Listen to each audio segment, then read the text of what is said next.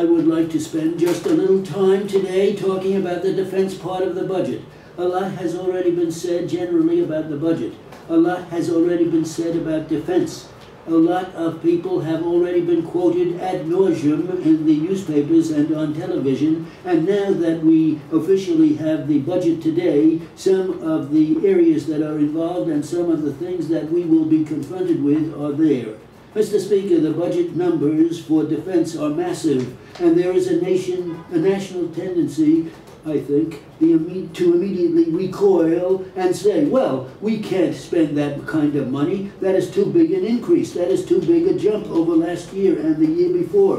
What I would like to suggest to the members today is that we be very careful about moving in that vein until we have a better understanding of what is involved in the defense budget and what we can expect over the year to come. The fiscal year 1983 budget in total authority calls for some $258 billion to be obligated and spent over a period of time. This is obviously something in excess of the outlays proposed. I will discuss outlays in a moment, but I need to set the stage for these numbers. The $258 billion is that part of the budget for total set authority that will be spent through the Department of Defense appropriation bills.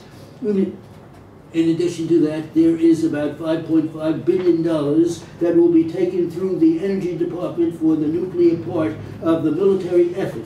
And then also in the budget, there is about $2.3 billion in supplemental for fiscal year 1982 to pick up programs that were either not funded or where the Defense Department feels there is some urgency. In addition to that, there is some $5.4 billion coming to pay supplementals for fiscal year 1982, which we have already authorized. So, we are talking in terms of some $271 billion all throughout this budget that has come to us. Now, I would point out to the members that $4.2 billion is what we call contingency funds. Ladies and gentlemen of the jury, you have heard the evidence and the arguments of counsel, and the time has now come for the court to instruct you as to the law with regard to this case.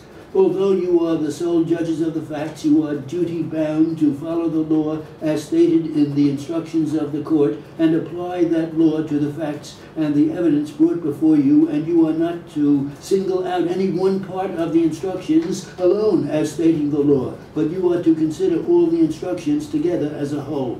Neither are you to be concerned with the wisdom of any rule of law, regardless of any opinion you may have as to what the law ought to be, because it would be a violation of your sworn duty to base your verdict upon any other view of the law than that given in the instructions of the court.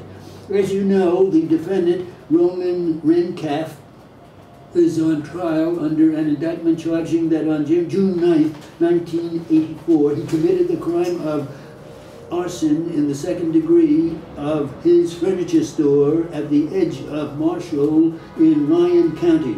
The defendant has entered a plea of not guilty, and that plea places upon the state the burden of proving to that degree of certainty, known in law as beyond a reasonable doubt, every element necessary to constitute the offense charged. You will not indulge in any discussion as to why the case has been tried here in Pipestone County, as the court has decided that. The statute defining the crime which the defendant is charged with having committed reads as follows: any person who willfully and maliciously sets fire to or burns or causes to be burned, or who aids or counsels or procures the burning of any building or structure of whatever class or character, whether it is the property of himself or not, shall be guilty of arson in the second degree. You must therefore determine that the defendant intentionally set fire to the furniture building in Marshall or at the edge of it. The defendant is not required to establish the cause of the fire. That is the burden of the state to prove beyond a reasonable doubt that the burden remains with the state throughout the trial. The burden does not, under any circumstances, shift to the defendant to prove his innocence.